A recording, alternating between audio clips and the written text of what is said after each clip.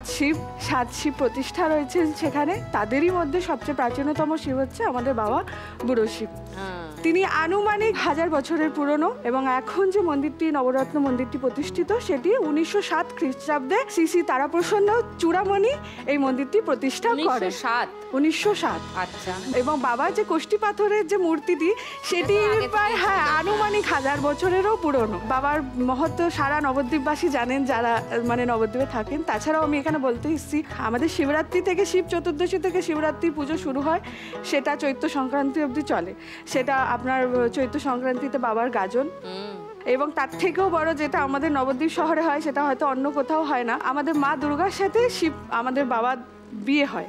নবদম্পতি যেরকম ভাবে মানে বিয়ে হয় আসলে বিয়ে হয় যেরকম ভাবে মানে যৌতুক দেওয়া হয়, কনে সাজানো হয়, বাবাকে বর বেশে সাজানো হয় এবং বাবা মধ্যেখানে দাঁড়িয়ে মন্দির প্রাঙ্গণে মা 7 পাকে ঘুরে সিঁদুর দান করে এবং সেখানে লুচি মিষ্টি সম্পূর্ণার্থীদের খাইয়ে তারপর আমাদের প্রতি বছর। তুমি কখনো শিবরাত্রি করেছো?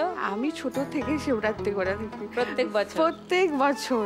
তোমার সঙ্গে এরকম কোনো ঘটনা ঘটেছে যাতে তুমি মাহাত্ম্য বুঝতে পেরেছো? হ্যাঁ, আজ থেকে ধরো মানে 10 বছর আগেকার কথা বলছি।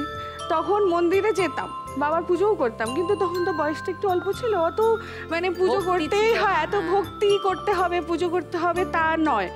এবং তখন আমাদের ফেসটা খুব খারাপ, মানে আমার তখন বাবার ব্যবসা ভীষণ রকমের খারাপ অবস্থায় চলে গেছে। ওই সময়টা আমাদের মন্দিরটা হচ্ছে নবদ্বীপের মিড অফ দি পয়েন্টে। তো আমি ওখান থেকে একটা বান্ধবীর বাড়িতে গিয়েছি সন্ধ্যাবেলায়, ওখান থেকে হাসছি, খুব কাঁদতেই আসছি, এত খারাপ সময়, এত খারাপ পরিস্থিতি। আমি হঠাৎ করে সেই সময় আমাদের বাবার প্রত্যেক দিন সন্ধ্যা 6টার সময় সন্ধ্যা আরতি হয়।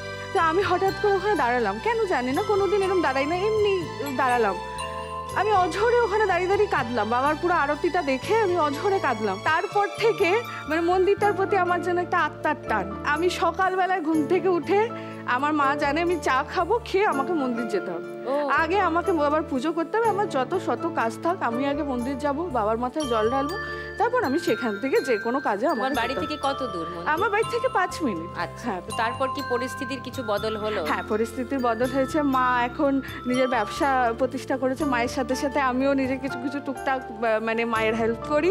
দুজনে এখন আমাদের সচ্ছল পরিবার, বাবাও আমাদের সাথে মানে কাজ করে এবং বাবাও আমাদের সাথে, মানে আমরা এখন বাবার আশীর্বাদে হ্যাপি ফ্যামিলি। তোমার বাবা মা এসছেন? হ্যাঁ, বাবা মা এসছেন। কোথায়?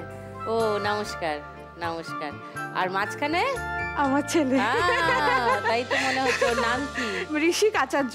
তুমি যদি আজকে এখানে খেলে 1 লক্ষ টাকা যেত, নয় না, কি করবে? এই যে শিবরাত্রির সময় যখন অনেক পুণ্যার্থীরা আসেন তো মন্দির ফান্ডের তো অবশ্যই থাকে, কিন্তু আমার ইচ্ছা যে আমি তাদের কিছু মিষ্টান্ন, কিছু জল মানে